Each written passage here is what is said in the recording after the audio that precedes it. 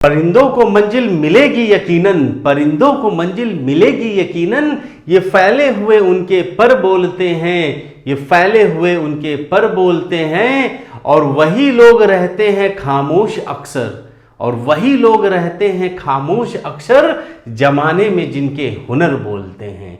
Hello, नमस्कार, आदाब, सत श्री अकाल। मैं आपका मैथ्स का दोस्त सौरभ गुप्ता स्वागत करता हूं आप सभी का आपके अपने चैनल द स्टडी एक्सपर्ट।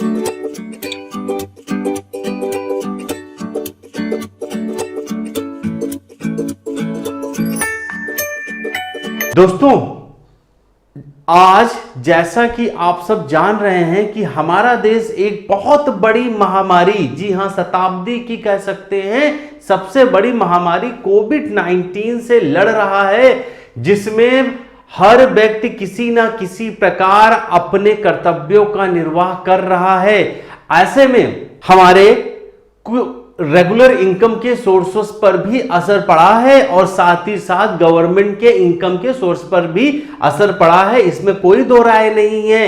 हो सकता है कि अर्थव्यवस्था पर थोड़ा बहुत इसका असर पड़े भी, लेकिन दोस्तों मैं आपको याद दिलाना चाहूंगा कि हमारे भारत जैसे महान देश पर इस तरह की महामारियों और इस तरह की समस्याएं बहुत बार आती रही हैं। आप लोग तो इतिहास पढ़े लिखे लोग हो, इतिहास में आपने देखा होगा कि हिंदुस्तान में चाहे बाहरी आक्रमणकारियों का मामला हो, चाहे आंतरिक भ्रष्टाचार का मामला हो, चाहे महामारी हो, हमारा देश फिर से उठकर सीना चौड़ा करके खड़ा होता है।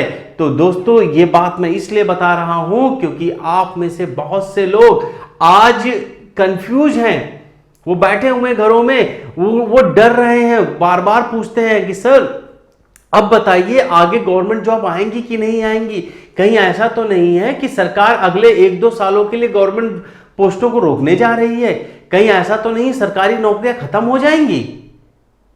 बहुत से ऐसे सवाल हैं जो मुझसे सबसे ज्यादा पूछे गए कि सर एनटीपीसी का एग्जाम क्या खत्म कर दिया जाएगा? क्या बैंकों में जो मर्जर हो रहा है उसकी वजह से जितने भी लोगों की एम्प्लॉय की संख्या कम हो रही है, तो क्या बैंकों में आने वाली वैकेंसियां खत्म हो जाएंगी? क्या एसएससी अगले 2 सालों तक कोई भी एग्जाम नहीं कराएगी? या जिनको नौकरी मिल गई है क्या उनको वो अपॉइंटमेंट नहीं देगी? क्या स्टेट गवर्नमेंट, उत्तर प्रदेश की सरकार अपने खर्चों को कम करने के लिए आने वाली नौकरियों को खत्म करना चाहती है? जी हां दोस्तों, इस तरह की बहुत सारे ऐसे सवाल जो आज के अब छात्रों के मन में बैठ रहे हैं और बैठे हुए हैं, जो उनको अपनी पढ़ाई के मार्ग से भटका रहे हैं। तो आज इस वीडियो में मैं इन सारे सवालों का जवाब देने वाला हूं। जी हां, मोस्ट ऑथेंटिक न्यूज दूंगा, फैक्ट पर बात करूंगा, और लोगों की तरह मैं केवल यहां पर हल्ला मचाने नहीं आया हूं। मैं भी ये भी नहीं कहने आया हूं कि भैया 125 करोड़ लोगों में से आपने 500 रुपए लेकर के मैं कोई कैलकुलेशन नहीं दिखाने आया। दोस्तों, गवर्नमेंट यानी कि सरकार एक तरीके से चलती है, चाहे वो छोटा हो चाहे बड़ा हो। There are lots of protocol which has to followed by the government, और उन्हीं प्रोटोकॉलों की वजह से आपको कुछ एग्जाम्स में डिले हुआ है। अभी एग्जाम जो एसएससी में चल रहे थे उनमें डिले किसी से छुपी हुई बात नहीं है, बिकॉज ऑफ द कोरोना। अब दोस्तों, मैं एक एक करके सारे पोस्टों के बारे में बात करूंगा और मैं आपको फैक्ट के साथ बताऊंगा कि नौकरियां कम होंगी, मिलेंगी या नहीं मिलेंगी। सबसे पहली बात, बैंकों का मर्जर। पिछले कई दिनों से हमने देखा कि बहुत सारे राष्ट्रीय बैंकों का आपस में मर्जर किया गया। तो दोस्तों, 1980 से जब से बैंक बने हुए उसके बाद से बहुत बार मर्जर हुआ है, और आप बताइए क्या मर्जर के बाद से क्या वैकेंसियां कम हो गई? जी नहीं, बढ़ी। 12, 13, 14, 15 में बहुत वैकेंसियां थी। अभी भी 2020 में क्लर्क में देखिए 12,000 वैकेंसियां आई हुई हैं, पीओ में भी 5,000 के लगभग वैकेंसियां हैं। हां, नंबर ऑफ वैकेंसी कुछ कम हुई है, इसका सबसे बड़ा रीजन, वो चाहे बैंक हो, चाहे गवर्नमेंट सेक्टर हो, चाहे कोई भी क्षेत्र हो, भाई वैकेंसियां कम क्यों हुई? अगर आपको मैं सही से बताऊं तो पहली बार सरकारी नौकरियों में जो एक साथ कई लोगों ने 60 से लेकर के 70 के दशक में नौकरियां ज्वाइन करी थी, मोस्टली हमारे यहां सरकारी नौकरियां 1950 तक तो हम लोग स्टेबल कर पाए, 55 से लेकर के 65 तक के हम लोग जाकर के अपनी नौकरियों को हमने देखा। तो इन नौकरियों में सबसे पहली बार जब ये लोगों हटे तो 85 से 90 तक वैकेंसी आपको मिली। इनफैक्ट आप देखोगे 92 93 तक बहुत वैकेंसियां थी। फिर उसके अगले आप आ जाइए 20 से 22 साल में, यानी 2012 से लेकर 2016 तक बहुत सारे कर्मचारी अपनी अपनी पोस्टों से रिटायर हुए थे। यही वजह थी कि 2012, 13, 14, 15, 16 तक आपको बहुत वैकेंसियां मिली। बिल्कुल मैं मानता हूं, क्लर्क में ही मैंने 24 से 25,000 वैकेंसियां देखी, पीओ में मैंने 11 से 12,000 देखी। लेकिन दोस्तों ये ट्रेंड कहीं ना कहीं देखिए, ये एक नियम है कि कोई चीज ऊपर जाके फिर थोड़ा कम होती है, फिर से ऊपर उठती है। उसी तरह वैकेंसियां कम हुई हैं, खत्म नहीं हुई हैं, चलती रहेंगी। फिर से जब एक बार फिर से रिटायरमेंट की समय आएगा तो आपको वैकेंसियां फिर तेजी से बढ़ के मिलेंगी। अब यानी कि बैंकों में नौकरियां खत्म नहीं होंगी, चीज को गांठ मान लीजिए। एग्जाम अपने टाइम पर होते रहेंगे, तो आप तैयारी कर रहे हो तो उसकी तैयारी करो। न्यूज मैंने आपको दिखा दी। दूसरी बात करता हूं एसएससी की। तो एसएससी का क्लेरिफिकेशन का सबसे पहले आप ये देखिए नोट जो एसएससी ने दिया था, इसमें साफ साफ एसएससी ने कह दिया था कि हम अपने रिजल्ट को केवल अपहेल्ड कर रहे हैं, आगामी एग्जाम हम तब तक नहीं कराएंगे जब तक ट्रांसपोर्टेशन शुरू नहीं हो जाता। और सही बात है भाई, अगर एसएससी मान लीजिए आपका डॉक्यूमेंटेशन स्टार्ट करती है या टाइपिंग टेस्ट लेगी, तो क्या उसके सेंटर तक आप अभी पहुंच पाओगे? नहीं पहुंच पाओगे ना। रही बात क्या वैकेंसी, क्या एसएससी हमको नौकरी, जो लोग 2017 के बहुत सारे ऐसे स्टूडेंट्स हैं जिनको नौकरी मिल गई है लेकिन उन्हें अपॉइंटमेंट नहीं मिला है, तो दोस्तों मैं बताऊं हर डिपार्टमेंट में आपके अपॉइंटमेंट को लेकर के कार्य चल रहा है, क्योंकि वहां भी लोग जानते हैं कि आप लोग इंतजार कर रहे हो। जैसे अगर मैं इनकम टैक्स की बात करूं तो जल्द ही उसमें टीए और इंस्पेक्टर्स की स्टेट एलोकेशन होने वाले हैं। तो कहीं पर भी गवर्नमेंट आप लोगों की नौकरियों को रोकने वाले नहीं है। बस जल्दी से जल्दी आप लोग अपने अपने कंसर्न डिपार्टमेंट को परस्यू करिए।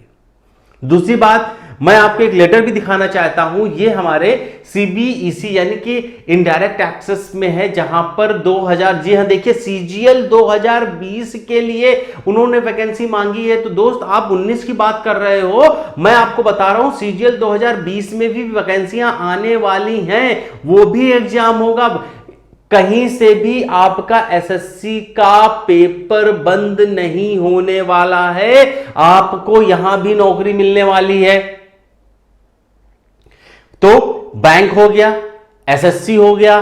तीसरी बात, आप चाहते हो कि उत्तर प्रदेश सरकार क्या करने वाली है, तो भैया उत्तर प्रदेश सरकार की बात से पहले ये आप लेटर देख लीजिए, जिसमें 8 मई को यहां पर अपनी अपनी वैकेंसियों से साथ बैठक हो चुकी है। और हो सकता है आज जब ये वीडियो देख रहे हो तो बहुत सारी वैकेंसियों के लिए बात हो भी गई हो। और इंटरनल न्यूज के हिसाब से यूपीएसआई की लगभग 5000, लेखपाल की करीब 5200 और यूपी ट्रिपल एससी की करीब 7000 वैकेंसियां यूपी स्टेट में भी आ जाएंगी और इस जुलाई तक ही आनी है उनको। यानी कि अगर आप स्टेट गवर्नमेंट की भी तैयारी कर रहे हो तो दोस्तों यहां पर भी जॉब आने वाली है, जुलाई से आने वाली है। उसका भी मैंने आपको, देखिए मैं तथ्यों के साथ बात कर रहा हूं, मैं यहां पर बकवास नहीं कर रहा हूं। मैं चैनल पे बात करूंगा तो आपके साथ प्रूफ से बात करूंगा, और इस वीडियो के कही हुई बातें अगर प्रूफ ना हो पाए तो आप मुझे बताइएगा। ज्यादा दिन की बात नहीं, मैं जुलाई की बात कर रहा हूं। अब मैं बात करता हूं उस एग्जाम की जो बीरबल की खिचड़ी हो गई, बिल्कुल खिचड़ी हो गई। एनटीपीसी, जिसको आप लोग करो कि बीरबल की खिचड़ी, 2017 से लेकर आज तक एग्जाम नहीं हुआ, बिल्कुल एग्जाम नहीं हुआ भाई। वहां पर देखिए फॉर्म कितने फिल हुए थे, जो फॉर्म फिल हुए थे 1.25 करोड़ फॉर्म फिल हुए थे, और इतने लोगों को ऑनलाइन प्लेटफॉर्म पर इन्हें कंडक्ट कराना था, जिसके लिए इन्हें नया वेंडर चाहिए था। इस नए वेंडर की प्रक्रिया पहले दिसंबर 2019 तक कंप्लीट होने की बात हुई थी। लेकिन आपको बताना चाहूंगा कि मिड में, जी हां इस मई के मिड तक, अब प्रोसेस क्योंकि कोरोना की वजह से रुक गया था तो मई की ज्यादा जून तक जाएगा, ये इनका वेंडर सिलेक्शन का प्रोग्राम भी पूरा हो जाएगा। और दोस्तों मैं आपको बात बता दूं कि जुलाई 2020 तक आपके एग्जाम की डेट एनटीपीसी, जी हां एनटीपीसी रेलवे की डेट आ जाएंगी, बहुत जल्दी आने वाली हैं। किसी भी तरह के गलतफहमी का शिकार मत होइए। आपके सारे के सारे एग्जाम दोस्त यही होने हैं, अच्छे से तैयारी करिए। आपको तैयारी करते समय अगर आप कोई प्रॉब्लम आ रही हो तो मुझे बताइए, मैंने सारे के सारी कंफ्यूजन आपके सामने लाके रख दी कि किस तरह कब कब कौन सा एग्जाम होना चाहिए, और प्रूफ के साथ मैंने बात करी है। दोस्तों याद रखिएगा कि रखते हैं जो हौसला आसमान छूने का, रखते हैं जो हौसला आसमान छूने का, उनको होती नहीं परवाह गिर जाने की, उनको होती नहीं परवाह गिर जाने की। और आपको भी कंपटीशन की तैयारी में किसी भी तरह के गिरने का डर नहीं होना चाहिए। आप बिल्कुल 100% सफल होंगे, बस आपका तैयारी करने का तरीका सही होना चाहिए। दोस्तों कई बार कई छात्र मुझसे बोलते हैं कि सर मुझे 3 साल 4 साल 5 साल हो गए, अभी तक मेरा सिलेक्शन नहीं हो पाया। कुछ स्टूडेंट्स ऐसे हैं जो डेस्परेट हो गए, वो कहीं और शिफ्ट हो गए, किसी को मैथ से प्रॉब्लम थी, किसी को इंग्लिश से प्रॉब्लम थी, किसी को जीएस से प्रॉब्लम थी।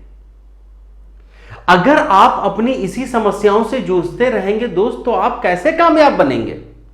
मेरी एक बात को आप हमेशा याद रखना कि प्यासे के पास कुआं आता नहीं, प्यासे के पास कुआं आता नहीं, ये केवल एक कहावत है, अमृतवाणी नहीं है। जी हां, कहने का मतलब है प्यासे के पास कुआं भी आ सकता है, बस प्यासे के मन में इतनी शिद्दत होनी चाहिए, इतनी लगन होनी चाहिए कि कुआं ना चाहकर मजबूरी में भी उस प्यासे के पास पहुंचे। और इतिहास भरा पड़ा है जब जब प्यासों ने अपने पास बनाया है। भाई भक्तों ने हमेशा भगवान को बुलाया है, और ये नौकरी भी आपके लिए भगवान से तो कम नहीं है। तो दोस्तों भगवान का मिलना और नौकरी का मिलना आजकल के समय में बराबर है। और बहुत से विद्यार्थी हार जाते हैं कुछ कदम चलने के बाद, बहुत से विद्यार्थी हार जाते हैं कुछ कदम चलने के बाद। अक्सर कहते हैं कि हम में नहीं है दम, अब कहते हैं और अक्सर कहते हैं कि हम में नहीं है दम। मैं उनसे यही कहना चाहूंगा, हौसले हो अपने बुलंद तो हार में भी जीत है, हौसले हो अपने बुलंद तो हार में भी जीत है। और बस एक बात आपसे कहना चाहूंगा भाई, अपने उस बचपन को याद करो जब आप माँ बाप से अपनी किसी भी छोटी से छोटी ख्वाहिश के लिए भी लड़ लेते थे। आपको मार्केट की नई साइकिल चाहिए होती थी, रेंजर चाहिए होती थी हम लोगों के समय में, भले पिताजी के पास पैसा नहीं था, कोई तरीका नहीं था, वो अपने सोर्सेज बना करके कि भाई हमारे बेटे को दुख होगा, उसको वो देखते थे कि अपने दोस्तों के बीच में आपके लेवल को बना के रखते थे।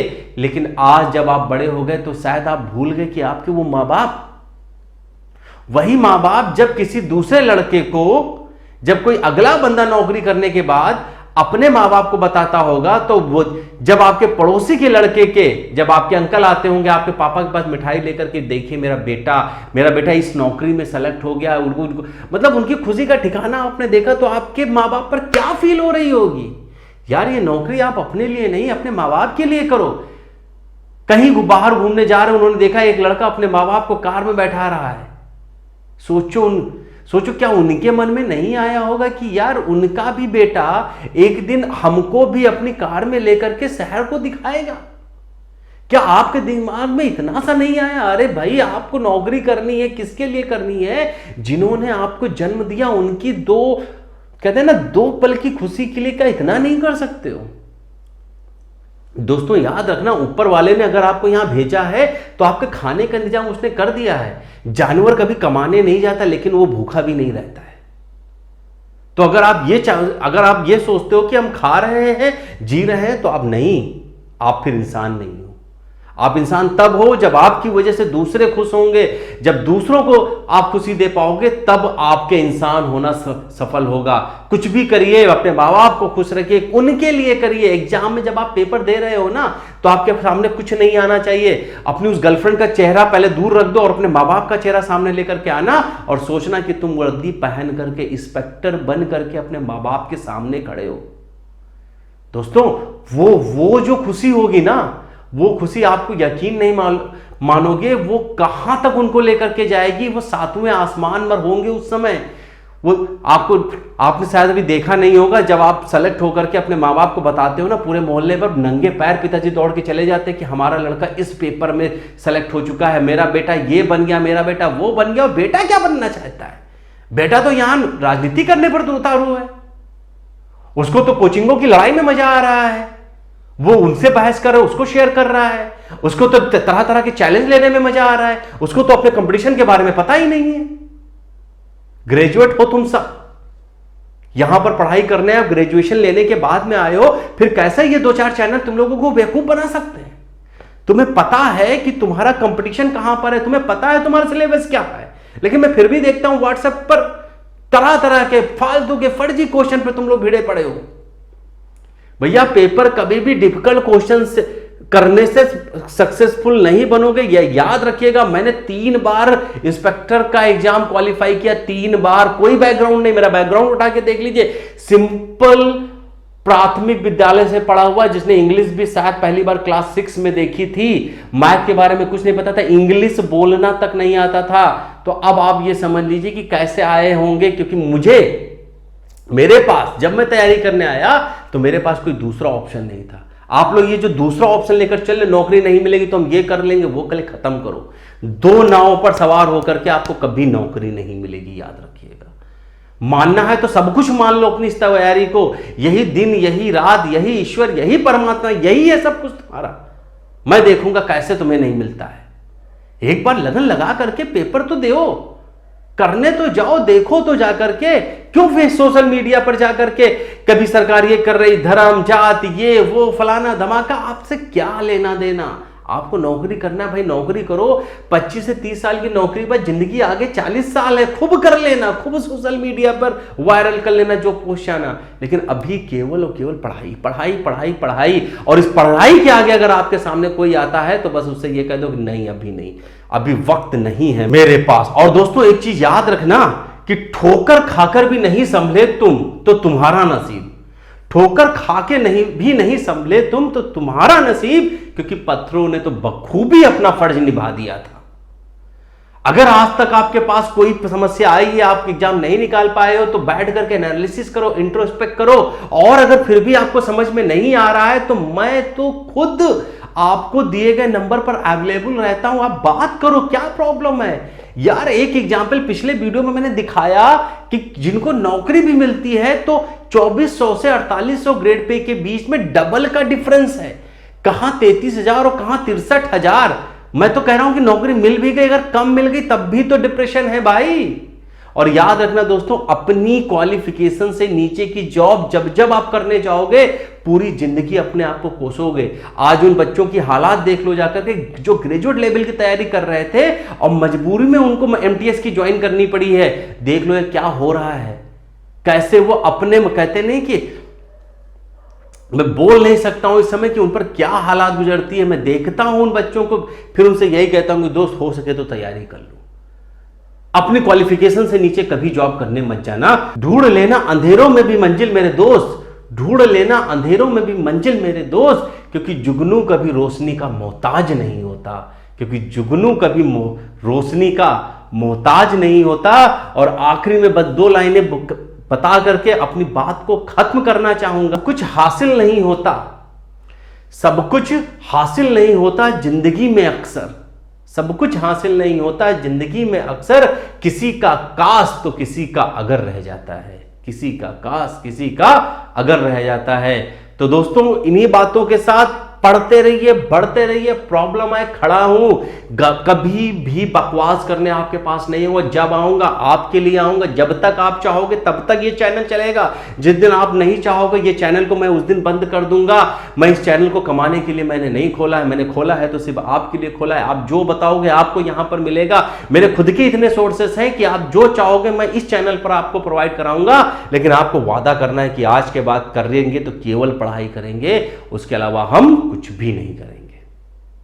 तो दोस्तों इन्हीं बातों के साथ आज की बात को मैं यहीं पर रोक रहा हूं और कहूंगा पढ़ लो, बढ़ लो, बस इसी में तुम्हारी जिंदगी है। तो दोस्तों अगली क्लास बहुत बढ़िया लेकर के आऊंगा आपके पास। सीजीएल 2019 के सारे पेपर का डिस्कशन कराने वाला हूं, डे बाय शिफ्ट वाइज हर एक पेपर का पीडीएफ मिलेगी, पढ़ाई होगी और पढ़ाई रुकनी नहीं चाहिए। तो दोस्तों मिलते हैं अब अगले अपने सीजीएल 2019 के डिस्कशन के साथ। तब तक के लिए जय हिंद।